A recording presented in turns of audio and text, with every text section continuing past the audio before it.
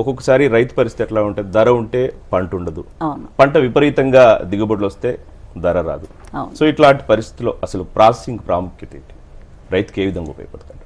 తప్పకుండా అండి. మా సంస్థ ఏంటంటే society for energy environment and development seed అని చెప్పేసి స్వచ్ఛంద సంస్థ 1987లో మొదలుపెట్టామండి.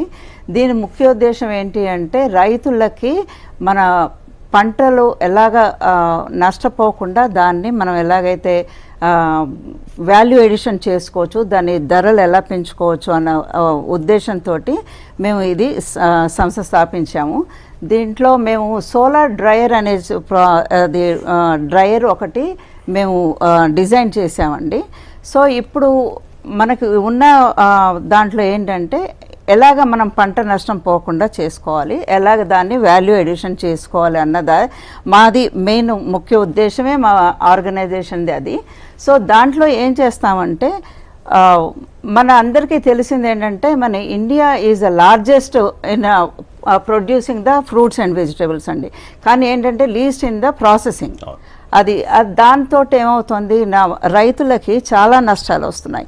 వాళ్ళు ఆ సకాలంలో వాళ్ళు మార్కెట్కి చేసుకోలేక, లేకపోతే వానలు కానీ వరదలు కానీ ఏవైనా ఆ టైంలో వచ్చేసరికి గ్లట్ సీజన్లో ఏమవుతుంది, మన రైతులు ఆ పంటని పడేయాల్సి వస్తుంది మార్కెట్లో.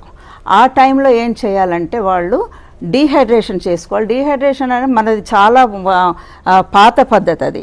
అది వాటిని ఎండపెట్టి దాంట్లో నీటిని తీసేస్తే మనం దాన్ని షెల్ఫ్ లైఫ్ పెంచుకోవచ్చు అన్నమాట. అది మనకి మెయిన్ ముఖ్య ఉద్దేశం.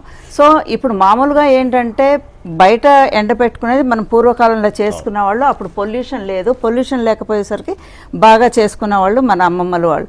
కానీ ఇప్పుడు ఏంటంటే ఉన్న ఈ కాలుష్యం తోటి దాంతో మేము సోలార్ క్యాబినెట్ డ్రైయర్స్ చేసాం. దాంట్లో ఏంటంటే స్వచ్ఛంగా క్వాలిటీ వైజ్గా మనము డీహైడ్రేట్ చేసుకోవాలి.